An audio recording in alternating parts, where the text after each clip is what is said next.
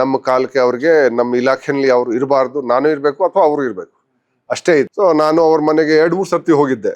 ಮತ್ತೆ ನಾನು ಮನೆಯಲ್ಲಿ ಅವ್ರದ್ದು ಚಿಕ್ಕ ಹುಡುಗ ಮಗು ಇದ್ದ, ಅವನಿಗೆ ನಾನು ಚಾಕ್ಲೇಟ್ ಕೊಟ್ಟು ಕರ್ತಿಗೆ ಅಕ್ಕ ಬಂದಿದ್ರು ಏನ, ಯಾಕಂದ್ರೆ ನಮ್ಗೆ ಬೇರೆನವ್ರು ಸುಳ್ಳು ಹೇಳ್ತಾರೆ, ಇವನು ಅಟ್ಲೀಸ್ಟ್ ನಿಜ ಹೇಳ್ತಾನೆ. ಸೊ ನಮ್ಗೆ ಅವಳು ಸಿಗ್ತಾರೆ, ರವಿ ಪೂಜಾರಿ ನಿನ್ನೆ ಕೂಡ ಸಿಕ್ಕಿದ್ರು. ಇದೊಂದು ಪ್ರಶ್ನೆ ಅವಾಯ್ಡ್ ಮಾಡೋಣ ಅಂದ್ಕೊಂಡೆ, ಯಾಕಂದ್ರೆ ತುಂಬಾ ಜನ ನಿಮಗೆ ಕೇಳಿರ್ತಾರೆ ಅಂತ ಹೇಳಿ. ಆದ್ರೆ ನೋಡುವಂತ ಜನ ಇದೊಂದು ಪ್ರಶ್ನೆ ನಿರೀಕ್ಷೆ ಮಾಡ್ತಿರ್ತಾರೆ, ಆ ಕಾರಣಕ್ಕೆ ಕೇಳ್ತಾ ಇದ್ದೀನಿ. ಅದು ನಟ ದರ್ಶನ್ ಅವರಿಗೆ ಸಂಬಂಧಪಟ್ಟ ಹಾಗೆ. ಎಲ್ಲರೂ ಕೇಳ್ತಾರೆ. ನೀವು ಹೋಗೋಕ್ಕೂ ಮುನ್ನ ಅವರ ಒಂದಷ್ಟು ಫೋಟೋಸ್ಗಳೆಲ್ಲವೂ ಕೂಡ ವಿಪರೀತ ವೈರಲ್ ಆಗಿ ಅವರ ಬೇಲ್ಗೂ ಕೂಡ ಅದೇ ಸಮಸ್ಯೆ ಆಗ್ಬಿಡ್ತು. ಆಗ ನಾವೆಲ್ಲರೂ ಯೋಚನೆ ಮಾಡೋಕೆ ಶುರು ಮಾಡಿದ್ವಿ, ಅಯ್ಯೋ ದುಡ್ಡು ಇದ್ದು ಬಿಟ್ರೆ ಏನ್ ಬೇಕಾದ್ರೆ ಹೆಂಗ್ ಬೇಕಾದ್ರೆ ಇರ್ಬೋದಪ್ಪ ಜೈಲಲ್ಲಿ ಅಂತ ಹೇಳಿ. ಅಂದ್ರೆ ಕಣ್ಣಿಗೆ ಕಾಣೋ ರೀತಿಯಲ್ಲಿ ದರ್ಶನ್ ಅವರ ಕೇಸ್ ಒಂದು ಇದಾಗ್ಬಿಡ್ತು. ಎಂತೆಂತ ಆತಂಕಕಾರಿ ಒಂದಷ್ಟು ದೃಶ್ಯವನ್ನ ಗಮನಿಸಿದ್ವಿ ಅಂದ್ರೆ, ನಟೋರಿಯಸ್ ಕ್ರಿಮಿನಲ್ ಉಮೇಶ್ ರೆಡ್ಡಿ ಆರಾಮ ಓಡಾಡ್ಕೊಂಡಿದ್ದು, ಫೋನ್ ಬಳಸ್ತಾ ಇದ್ದಂತ ದೃಶ್ಯ. ಬಂಧುಗಳೇ ನಮಸ್ಕಾರ, ಹೇಗಿದ್ರಿ ನೀವೆಲ್ಲರೂ? ನಾನು ಸುಬ್ರಹ್ಮಣ್ಯ ಎಸ್ ಹಂಡಿಗೆ. ಬಂಧುಗಳೇ, ನೀವೆಲ್ಲರೂ ಕೂಡ ಗಮನಿಸಲೇಬೇಕಾಗಿರುವಂತ ವಿಶೇಷ ಸಂದರ್ಶನದ ಮೂಲಕ ನಾನು ನಿಮ್ಮ ಮುಂದೆ ಬಂದಿದ್ದೇನೆ. ಸಾಧಾರಣವಾಗಿ ಪೊಲೀಸ್ ಅಧಿಕಾರಿಗಳು ಅಂದ್ರೆ ಬೇರೆ ಬೇರೆ ಕಾರಣಗಳಿಗಾಗಿ ನಾವು ದೂಷಿಸ್ತಾ ಇರ್ತೀವಿ. ಅದರ ನಡುವೆ ಸಾಕಷ್ಟು ಪ್ರಾಮಾಣಿಕ ದಕ್ಷ ಪೊಲೀಸ್ ಅಧಿಕಾರಿಗಳು ನಿಮ್ಮ ನಡುವೆ ಇದ್ದಾರೆ, ಸಾಕಷ್ಟು ಒಳ್ಳೆ ಕೆಲಸವನ್ನ ಮಾಡ್ತಾ ಇದ್ದಾರೆ. ಇವತ್ತು ನನ್ನ ಜೊತೆಗೆ ಇರುವಂತ ಪೊಲೀಸ್ ಅಧಿಕಾರಿಯ ಬಗ್ಗೆ ಒಂದಷ್ಟು ವಿಚಾರವನ್ನ ನಾನು ಹೇಳಲೇಬೇಕು. 94ನೇ ಬ್ಯಾಚ್ನ ಅಧಿಕಾರಿ ಇವರು. ಬೇರೆ ಬೇರೆ ಕಡೆಗಳಲ್ಲಿ ಕೆಲಸ ಮಾಡಿದ್ದಾರೆ, ಕೆಲಸ ಮಾಡಿದ ಬಹುತೇಕ ಕಡೆಗಳಲ್ಲಿ ಒಳ್ಳೆ ಹೆಸರನ್ನ ಮಾಡಿದ್ದಾರೆ. ಜೊತೆಗೆ ನಾನು ವಿಶೇಷವಾಗಿ ರೆಸ್ಪೆಕ್ಟ್ ಮಾಡುವಂತಹ, ನಾನು ಗೌರವಿಸುವಂತಹ ಅಧಿಕಾರಿ. ಆ ಕಾರಣಕ್ಕಾಗಿ ಅವರ ಸಂದರ್ಶನವನ್ನ ಮಾಡ್ತಿದ್ದಾನೆ. ಅವರಿಗೆ ಸಂಬಂಧಪಟ್ಟಂತ ಒಂದಷ್ಟು ಸಂಗತಿಯನ್ನ ನಿಮ್ಮ ಮುಂದೆ ಇಡ್ತಾ ಇದ್ದೇನೆ. ಇಲ್ಲಿವರೆಗೆ ಬೇರೆ ಬೇರೆ ಇಲಾಖೆಗಳಲ್ಲಿ ಅಥವಾ ಬೇರೆ ಬೇರೆ ಕಡೆಗಳಲ್ಲಿ, ಅಂದ್ರೆ ಕರ್ನಾಟಕದ ಮೂಲೆಗಳಲ್ಲಿ ಅಥವಾ ಕರ್ನಾಟಕದ ಬಹುತೇಕ ಕಡೆಗಳಲ್ಲಿ ಕೆಲಸವನ್ನ ಮಾಡಿದ್ದಾರೆ. ಸದ್ಯ ಒಂದು ಇಲಾಖೆಗೆ ಟ್ರೀಟ್ಮೆಂಟ್ ಅನ್ನ ಕೊಡೋದಿಕ್ಕೆ ಬಂದಿದ್ದಾರೆ. ಆರೋಗ್ಯ ಹಾಳಾಗಿತ್ತು, ತಮ್ಮದೇ ಆದಂತ ರೀತಿಯಲ್ಲಿ ಮೆಡಿಸಿನ್ ಅನ್ನ ಕೊಡ್ತಿದ್ದಾರೆ ಅಥವಾ ಟ್ರೀಟ್ಮೆಂಟ್ ಅನ್ನ ಕೊಡ್ತಾ ಇದ್ದಾರೆ.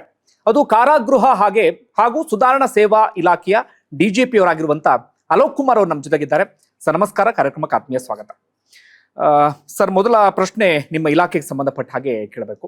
ಇತ್ತೀಚೆಗೆ ಬಹಳ ಸುದ್ದಿಯಲ್ಲಿ ಇದ್ದಂತಹ ಇಲಾಖೆ. ನೀವು ಬರುವಂತಹ ಸಂದರ್ಭದಲ್ಲಿ ಸಾಕಷ್ಟು ಆರೋಪಗಳಿತ್ತು, ನಿರಂತರವಾಗಿ ಮಾಧ್ಯಮಗಳಲ್ಲಿ ಸುದ್ದಿ ಆಗ್ತಾ ಇತ್ತು, ನಾವೇ ಸಾಕಷ್ಟು ಸುದ್ದಿಯನ್ನ ಮಾಡಿದ್ವಿ. ಎಂತೆಂತ ಆತಂಕಕಾರಿ ಒಂದಷ್ಟು ದೃಶ್ಯವನ್ನ ಗಮನಿಸಿದ್ವಿ ಅಂದ್ರೆ, ನಟೋರಿಯಸ್ ಕ್ರಿಮಿನಲ್ ಉಮೇಶ್ ರೆಡ್ಡಿ ಆರಾಮ ಓಡಾಡ್ಕೊಂಡಿದ್ದು, ಫೋನ್ ಬಳಸ್ತಾ ಇದ್ದಂತ ದೃಶ್ಯ. ನಮ್ಮೆಲ್ರಿಗೂ ಆತಂಕ ಶುರುವಾಗಿತ್ತು, ಜನರಿಗೆ ಆತಂಕ ಶುರುವಾಗಿತ್ತು. ಅಯ್ಯೋ, ಜೈಲ್ ಹೀಗಾಗ್ಬಿಟ್ರೆ ಹೆಂಗ್ ಕತೆ, ಕ್ರೈಮ್ ಅನ್ನ ಕಡಿಮೆ ಮಾಡೋದಾದ್ರೂ ಹೇಗೆ ಅನ್ನುವಂಥ ರೀತಿಯಲ್ಲಿ. ಅಂತಹ ಸಂದರ್ಭದಲ್ಲಿ ನಿಮ್ಮಂಥವ್ರು ಬೇಕಿತ್ತು, ನೀವು ಬಂದ್ರಿ. ನಿಮ್ಗೆ ಹೇಗೆ ಅನಿಸ್ತು ಸರ್? ಅಂದ್ರೆ ಸವಾಲ್ ಅನಿಸ್ತಾ ಅಥವಾ ಹೇಗೆ? ಈಗ ಒಂದು 3-4 ತಿಂಗಳಲ್ಲೇ ಸಾಕಷ್ಟು ಸುಧಾರಣೆ ಮಾಡಿದ್ದೀರಿ, ಒಳ್ಳೆ ಹೆಸರು ಕೂಡ ಕೇಳಿ ಬರ್ತಾ ಇದೆ. ಏನೆಲ್ಲ ಆಯ್ತು ಸರ್ ಈ ಸದ್ಯದಲ್ಲಿ? ಇಲ್ಲ, ಈಗ ಏನು ಪ್ರಯತ್ನ ನಾವು ಮಾಡ್ತಾ ಇದ್ದೀವಿ.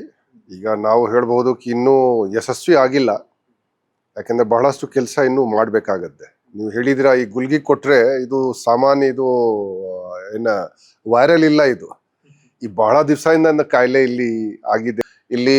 ಮತ್ತೆ ಅದ್ರ ಸಲುವಾಗಿ ಸ್ವಲ್ಪ ಕಾಲಾವಕಾಶ ಬೇಕು. ಇದು ನಾವು ಇವತ್ತು ನಮ್ಗೆ 3 ತಿಂಗಳ ಈಗ ಕಂಪ್ಲೀಟ್ ಆಗಿದೆ ಈ ಹುದ್ದೆಯಲ್ಲಿ. ಅದು ಕಮ್ಮಿ ಟೈಮ್ ಇಲ್ಲ, ಆದ್ರೆ ನಮ್ಗೆ ಅನಿಸ್ದಕ್ಕೆ ಇನ್ನೂ ನಾವು ಕೆಲಸ ಮಾಡ್ಬೇಕಾಗತ್ತೆ. ಬಹಳಷ್ಟು ಕೆಲಸ ಇದು ಇದೆ, ಚಾಲೆಂಜಿಂಗ್ ಇದೆ. ಆದ್ರೆ ನಮ್ಗೆ ಅನಿಸ್ದೆ ಬಹುಶಃ ಅಸಾಧ್ಯ ಇಲ್ಲ, ಆದ್ರೆ ತುಂಬಾ ಚಾಲೆಂಜಿಂಗ್ ಇದೆ, ಅಷ್ಟು ಸರಳ ಕೂಡ ಇಲ್ಲ. ಯಾಕಂದ್ರೆ ಜನ ಇಲ್ಲಿ, ನಾನು ಈಗ 3 ತಿಂಗಳ ಹಿಂದೆ ಬಂದಿದ್ದೇನೆ, ಆದ್ರೆ ಇಲ್ಲಿ 30 ವರ್ಷದಿಂದ ಕೆಲಸ ಮಾಡೋರು ಇದ್ದಾರೆ. ಅವ್ರು 20 ಜನ ADG-ಗಳಿಗೆ ನೋಡಿರ್ಬೇಕು, 10 ಜನ DG-ಗಳಿಗೆ ನೋಡಿರ್ಬೇಕು, ಎಷ್ಟು ಸೀನಿಯರ್ ಆಫೀಸರ್ಗೆ ನೋಡಿರ್ಬೇಕು. ಅವರು ಬಂದ್ರು, ಅವ್ರು ಹಂಗೆ ಹೇಳ್ತಿದ್ರು, ಇನ್ನೊಬ್ರು ಬಂದ್ರು, ಹೇಳ್ತಿದ್ರು, ಇವರು ಬಂದಿದ್ದಾರೆ, ಆಯ್ತು ಎಷ್ಟು ದಿವಸ ಇರ್ತಾರೆ. ಆ ಕೆಲವು ಜನ ಇರ್ತಾರೆ, ಏನಾದ್ರೂ ಮಾಡ್ಕೊಂಡು ಸ್ವಲ್ಪ ಇವರ ಕಾಲ ಏನಿದೆ ಏನಾದ್ರೂ ದಾಟ್ ಹೋಗೋಣ, ಬದಲಾವಣೆ ಆಗೋದು ಮನಸ್ಸು ಇರಲ್ಲ. ಯಾವ ರೀತಿ ಮಾತ್ರ ಸ್ವಲ್ಪ ಏನಾದ್ರೂ ಅಡ್ಜಸ್ಟ್ ಮಾಡ್ಕೊಂಡು ಸ್ವಲ್ಪ ಅವ್ರ ಕಣ್ಣಕ್ಕೆ ನಾವು ಬೀಳಬಾರ್ದು, ಏನಾದ್ರೂ ದಾಟಬೇಕು ಇವತ್ತು ಪೀರಿಯಡ್ಗೆ. ಆದ್ರೆ ಅವ್ರಿಗೆ ಒಂದು ಮನಸ್ಸುಪೂರ್ವಕ ಕೆಲಸ ಮಾಡೋದು ಆಗ್ಲಿ, ಅದು ಸ್ವಲ್ಪ ಕೆಲವು ಜನಕ್ಕೆ ನಮ್ಗೆ ಅನಿಸ್ದಕ್ಕೆ ಸ್ವಲ್ಪ ಅವರು ಮಾಡಲ್ಲ. ಈ ಬಹಳ ಇಲಾಖೆಯಲ್ಲಿ ಇಲ್ಲ ಹೇಳ್ತಾರೆ ಜನ, ಇಲ್ಲ ಸರ್ ನಮ್ಗೆ ಬಹಳ ಸಿಬ್ಬಂದಿ ಕೊರತೆ ಇದೆ. ಎಲ್ಲ ಇಲಾಖೆಯಲ್ಲಿ ಸಿಬ್ಬಂದಿ ಕೊರತೆ ಇದೆ, ಪ್ರಿಸನ್ ಇಲಾಖೆಯಲ್ಲಿ ಕೂಡ ತುಂಬಾ ಸಿಬ್ಬಂದಿ ಕೊರತೆ ಇದೆ. ನಮ್ಗೆ ಅನಿಸಿದೆ 30 to 35% ವೇಕೆನ್ಸಿ ಸರಾಸರಿ ಇಲಾಖೆಯಲ್ಲಿ ಇದೆ. ಆದ್ರೆ ಎಷ್ಟು ಜನ ಸದ್ಯಕ್ಕೆ ಇದ್ದಾರೆ, ಅವರು ಒಂದು ಸರಿಯಾದ ರೀತಿಯಿಂದ ಕೆಲಸ ಮಾಡಬೇಕು, ಅವ್ರ ಕೈಯಿಂದ ಸರಿಯಾದ ರೀತಿಯಿಂದ ಕೆಲಸ ತೆಗಿಬೇಕು. ಅದೊಂದು ದೊಡ್ಡ ಚಾಲೆಂಜ್. ಅದು ಸೆಕೆಂಡ್ ಚಾಲೆಂಜ್ ಇರೋದಕ್ಕೆ, ಯಾರು ಜೈಲ್ ಒಳಗಡೆ ಇರುವಂತಹ ಪ್ರಿಸನರ್ಸ್ ಇದ್ದಾರೆ ಅವರು ಕೂಡ ಸುಲಭ ಇಲ್ಲ. ಯಾಕಂದ್ರೆ ಜೈಲ್ನಲ್ಲಿ ಒಂದು ಕೇಂದ್ರೀಯ ಕಾರಾಗೃಹನಲ್ಲಿ ಅಥವಾ ಯಾರು ಒಂದು ಪ್ರಿಸನ್ ನಲ್ಲಿ ಇರೋರು ಯಾರು ಕೈದಿ ಇರ್ತಾರೆ, ಅವರು ಸಾಮಾನ್ಯ ಕೇಸಿನ ಪ್ರಕರಣದಲ್ಲಿ ಅವ್ರು ಬರಲ್ಲ. ಅವರು ಎಷ್ಟು ಘಟಾನುಘಟಿ ಇರಬೇಕು ಮತ್ತು ಇಷ್ಟು ಅವ್ರದ್ದು ಡೀಪ್ ಇರಬೇಕು, ಅವ್ರದ್ದು ಮಾನಸಿಕತೆ ಏನೇ ಇರಬೇಕು, ಅದು ಒಂದು ಬಹಳ ದೊಡ್ಡ ವಿಷಯ. ಅದು ಅವರು 24 ತಾಸು 24/7 ಮಾತ್ರ ಅದೇ ನೆಗೆಟಿವ್ನ ಥಿಂಕ್ ಮಾಡೋದು. ಇಷ್ಟು ಜನಕ್ಕೆ ನಾವು ಅವ್ರಿಗೆ ನಿರ್ವಹಣೆ ಮಾಡೋದು ಮತ್ತೆ ಅವ್ರಿಗೆ ಶಿಸ್ತು ಕಾಪಾಡಬೇಕು, ಸರಿಯಾದ ರೀತಿಯಿಂದ ಇರಬೇಕು, ಅದು ನಿಜವಾಗಿ ಬಹಳ ದೊಡ್ಡ ಚಾಲೆಂಜ್ ಇದೆ. ಸೊ ನಾವು ಇದು ಹಗರವಾಗಿ ತಗೊಳ್ಳೋದು ಅಥವಾ ಹುಡುಗೆ ನಾನು ಎಲ್ಲ ಸರಿ ಮಾಡ್ತೀನಿ, ನಾನು ಇದು ಮ್ಯಾಜಿಕಲ್ ವಾಂಡ್ ಇಲ್ಲ ಅದು. ಆದ್ರೆ ನಮ್ಗೆ ಇದಕ್ಕೆ ನಾವು ಇದಕ್ಕೆ ಏನಿದಕ್ಕೆ ನಾವು ಕಡಿಮಾನ್ ನಾವು ಹಾಕಿದೀವಿ. ಆದ್ರೆ ಇನ್ನೂ ನಮ್ಮ ಪ್ರಕಾರ ಈ ನಿಟ್ಟಿನಲ್ಲಿ ನಾವು ಇನ್ನು ಶಿಸ್ತು ಕಾಪಾಡೋದು ಆಗ್ಲಿ, ಕಾಂಟ್ರಾಬ್ಯಾಂಡ್ ಕಂಟ್ರೋಲ್ ಮಾಡೋದು ಆಗ್ಲಿ, ಅಥವಾ ನಮ್ಮ ಇಲಾಖೆದು ಸಿಬ್ಬಂದಿ ಅಥವಾ ಅಧಿಕಾರಿದು ಅಶಿಸ್ತು ಅಥವಾ ಅವರದು ಕೆಲವು ಅವ್ಯವಹಾರಗಳು ತಡೆಗಟ್ಟೋದು ಆಗ್ಲಿ, ಅಲ್ಲಿ ಇನ್ನೂ ನಮ್ಗೆ ಅನಿಸಿದೆ ಈ ಕೆಲಸ ಮಾಡ್ಬೇಕಾಗುತ್ತೆ. ಓಕೆ, ನೀವು ಅದನ್ನ ಹೇಳ್ತಿದ್ರಿ, ಸಿಬ್ಬಂದಿ ಬಗ್ಗೆ ಹೇಳ್ತಿದ್ರಿ. ಅದು ಪೂರಕವಾಗಿ ಈ ಪ್ರಶ್ನೆ ನಾನು ಕೇಳ್ತೀನಿ. ನಾನು ಈ ಸನ್ನಡತೆ ಆಧಾರದ ಮೇಲೆ ರಿಲೀಸ್ ಆಗಿ ಬಂದ ತುಂಬಾ ಜನರ ಸಂದರ್ಶನ ಮಾಡಿದ್ದೆ. ಅಂದ್ರೆ ಅವ್ರ ಬದುಕು ಜನರಿಗೆ ಗೊತ್ತಾಗ್ಲಿ, ಬೇರೆ ಯಾರು ಜೈಲಿಗೆ ಹೋಗುವಂತ ಪರಿಸ್ಥಿತಿ ನಿರ್ಮಾಣ ಆಗದೆ ಇರ್ಲಿ ಅಂತ ಹೇಳಿ. ಆಗ ಅವರು ಜೈಲಿನ ಒಂದಷ್ಟು ಕರಾಳ ಮುಖವನ್ನ ಹೇಳ್ತಾ ಇದ್ರು, ಧೈರ್ಯವಾಗಿ ಹೇಳ್ತಾ ಇದ್ರು. ಯಾಕಂದ್ರೆ ನಾವು ಹೊರಗಡೆ ಬಂದ್ವಿ ಅನ್ನೋ ಕಾರಣಕ್ಕಾಗಿ. ದುಡ್ಡು ಕೊಟ್ಟು ಬಿಟ್ರೆ ನಾವ್ ಏನ್ ಬೇಕಾದ್ರೂ ಮಾಡಬಹುದು ಅಲ್ಲಿ. ಸ್ವಲ್ಪ ನಾನು ಶ್ರೀಮಂತ, ಹಣ ಇತ್ತು ಅಂದ್ರೆ ನನಗೆ VIP ಟ್ರೀಟ್ಮೆಂಟ್ ಸಿಗತ್ತೆ, ನನಗೆ ಜೈಲು ಅನ್ನೋ ಫೀಲ್ ಆಗಲ್ಲ, ನನಗೆ ಹೋಟೆಲ್ ರೀತಿಯಲ್ಲಿ ಅನುಭವ ಆಗಿಬಿಡುತ್ತೆ. ಅದಕ್ಕೆ ಕಾರಣ ಒಳಗಡೆ ಇರುವಂತ ಜೈಲರ್ಗಳು ಅಥವಾ ಅಲ್ಲಿರುವಂತ ಸಿಬ್ಬಂದಿ ಅಂತ ಹೇಳಿ. ಅದಕ್ಕೆ ಕಂಪ್ಲೀಟ್ ಒಂದು ಟ್ರೀಟ್ಮೆಂಟ್ ಕೊಡಕ್ ಆಗದೇ ಇಲ್ವಾ ಸರ್? ಅಂದ್ರೆ ಬೇರ್ ಸಹಿತ ಕಿತ್ತೊಗೆಕ್ ಆಗದೇ ಇಲ್ವಾ ಅದು? ಅಂದ್ರೆ ಅಷ್ಟು ಗಟ್ಟಿಯಾಗಿ ಅಂಟ್ಕೊಂಡ್ ಬಿಟ್ಟಿದಾರ ಅವರೆಲ್ಲ. ನೋಡಿ, ಒಂದು ಬೇರೆ ಬೇರೆ ವಿಷಯಗಳು ಇದೆ, ಅದು ಇಷ್ಟು ಸಿಂಪಲ್ ಇಲ್ಲ. ಕಿ ಎಲ್ಲ ಕಿ ನಮ್ಮ ಕೈಲಿನೇ ಇದೆ ಅಥವಾ ಆರ್ತಿ ಇದೆ, ಬೇರೆ ಬೇರೆ ಅದು ವಿಷಯಗಳು ಇದೆ. ನಾವು ಅಷ್ಟೇ ನಮ್ಗೆ ಗೊತ್ತು, ಯಾರು ಈಗ ನಮ್ಮ ಕಾಲದಲ್ಲಿ ಈಗ ತರಲೆ ಮಾಡಿದರೆ ಅವ್ರಿಗೆ ನಾವು ಟ್ರೀಟ್ಮೆಂಟ್ ನಾವು ಕೊಡ್ತೀವಿ. ಈಗ ಬೇರೆ ಸಮೇತ ಆಗದ್ದೆ, ಬೇರು ರಹಿತ ಆಗದ್ದೆ, ಅದು ನಾವು ಹೇಳಕ್ಕೆ ಆಗಲ್ಲ.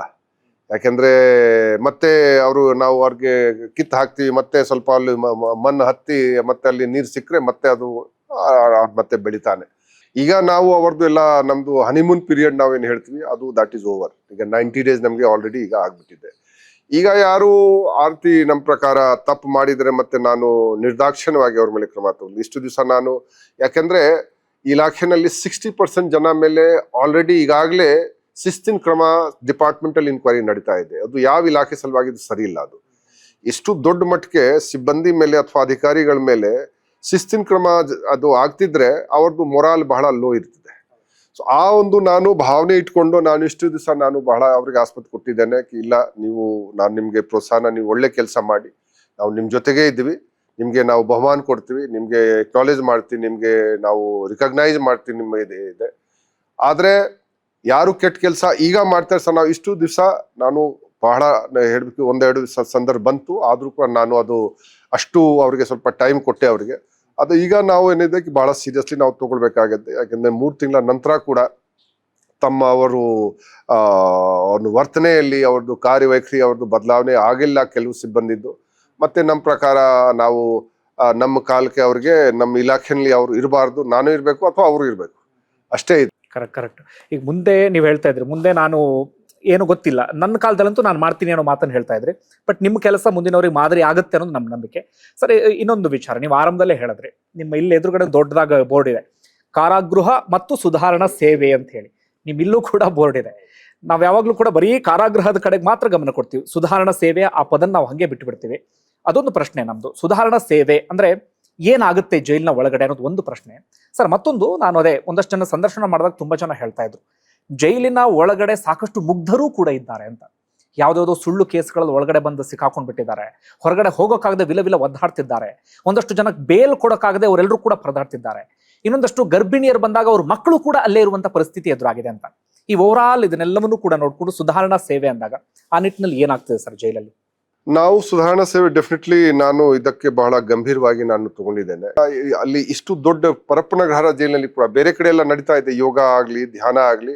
ಇಲ್ಲಿ ಕೂಡ ನಾನು ಹೇಳಿದ್ದೆ ಕಿ ವಾರಕ್ಕೆ 3 ಸರ್ತಿ ಯಾರು ಆಗ್ಲಿ ಅಲ್ಲಿ ಜೈಲಿನಲ್ಲಿ ಯಾರಿದ್ದಾರೆ ಎಲ್ಲರೂ ಅವರು ಯೋಗ ಮತ್ತೆ ಧ್ಯಾನ ಏನಿದೆ ಅವರು ಮಾಡ್ಲೇಬೇಕು 3 ದಿವಸ ಅಟ್ಲೀಸ್ಟ್. ಕೆಲವು ಜನ 10 ದಿವಸ 7 ದಿವಸ ಮಾಡ್ತಾರೆ. ಬಟ್ ಅದು ಕೆಲವು ಜನ ಏನ್ ಹೇಳ್ತಾರೆ, ಇಲ್ಲ ಅವ್ರದ್ದು ಅಪೋಸಿಟ್ ಗ್ಯಾಂಗ್ ಇರ್ತಾರೆ ಸರ್, ಅವರು ಬಂದ್ಬಿಟ್ರೆ ಮತ್ತೆ ಅವ್ರಿಗೆ ಅಟ್ಯಾಕ್ ಮಾಡ್ಬಿಡ್ತಾರೆ ಯೋಗ ಟೈಮ್ಗೆನೆ ಅಥವಾ ಧ್ಯಾನ ಮಾಡುವಾಗ ಅವ್ರಿಗೆ ಅಪೋಸಿಟ್ ಗ್ಯಾಂಗ್. ನನಗೆ ಆಯ್ತು ಅಪೋಸಿಟ್ ಗ್ಯಾಂಗ್ಗೆ 3 ದಿವಸ, ಇವ್ರಿಗೆ 3 ದಿವಸ, ಸೊ ನೀವು ಆರತಿ ಮಾಡಿ.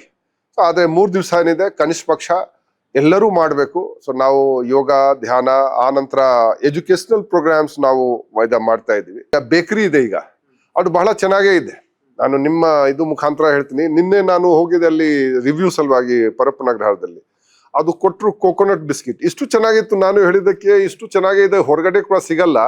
ನೀವು ಮಾರ್ಕೆಟಿಂಗ್ ಸರಿಯಾಗಿ ಯಾಕೆ ಮಾಡಲ್ಲ?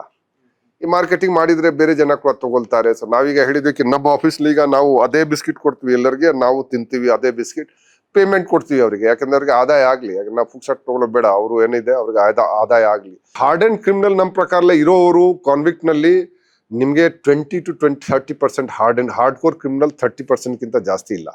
70% ಕ್ರಿಮಿನಲ್ಸ್ ಏನಿದ್ದಾರೆ ಅವರು ಗಂಡ ಹೆಂಡತಿದು ಇದು ಮರ್ಡರ್ ಮಾಡಿದಾನೆ, ಹೆಚ್ಚೆಚ್ಚಾಗಿ ಕೇಸ್ ಅದೇ ತಿರುತ್ತೆ. ಸಿಂಗಲ್ ಆಫೆನ್ಸ್ಗಳು ಮಾಡ್ಕೊಂಡು ಬರೋರು ಇದ್ದಾರೆ. ಆ ಟೈಮ್ ಏನೇನ್ ಕಾರಣ ಸಲುವಾಗಿ ಮಾಡಿದ್ದಾರೆ, ಆ time definitely it falls under the purview of crime. ಆದ್ರೆ ಮೇ ಬಿ ಅವರು ಹಾರ್ಡ್ ಕೋರ್ ಕ್ರಿಮಿನಲ್ ಇಲ್ಲ. ನೋಡಿ, ಕ್ರಿಮಿನಾಲಿಟಿ ಎಲ್ಲರ ಒಳಗಡೆ ಇರುತ್ತೆ, ಎಲ್ಲಾ ಮನುಷ್ಯ ಒಳಗಡೆ ಕ್ರಿಮಿನಾಲಿಟಿ ಇರುತ್ತೆ. ಯಾರಿಗೆ ಅದು ಒಂದು ನಾವು ಹೇಳ್ತೀವಿ ಗುಡ್ ಬ್ಯಾಡ್, ಅದು ಎಲ್ಲ ಯೋಚನೆ ಎಲ್ಲರಿಗೆ ಇರುತ್ತೆ.